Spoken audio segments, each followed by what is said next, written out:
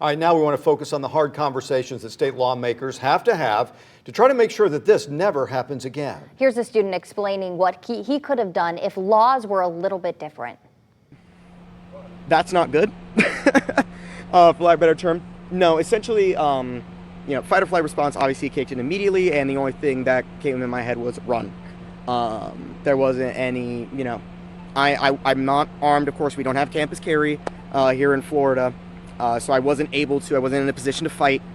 So because of that, I said, nope, I'm getting out of here, ran as fast as I could, and then as soon as I thought I was in a somewhat safer position, i.e. out of the immediate sight of the gunman, I said, okay, I need to start getting people to call 911 because this needs to be handled now.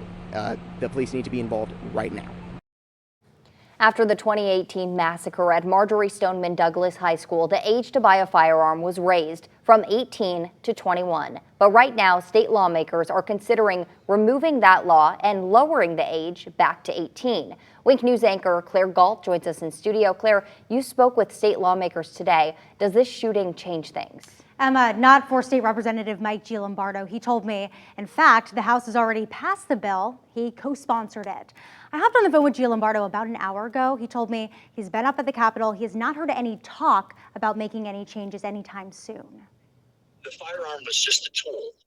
And, sometimes we, when people are making laws, they want to blame the tool or the item, when there's a much more deep-rooted problem. I think a huge problem that we have in our country is, there's a lot of mental health issues.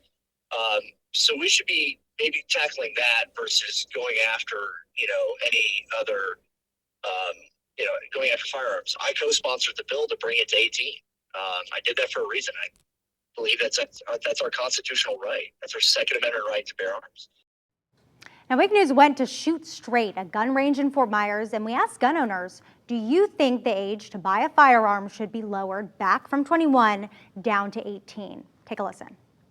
I think that was a very valid thing to do, the 21 raise.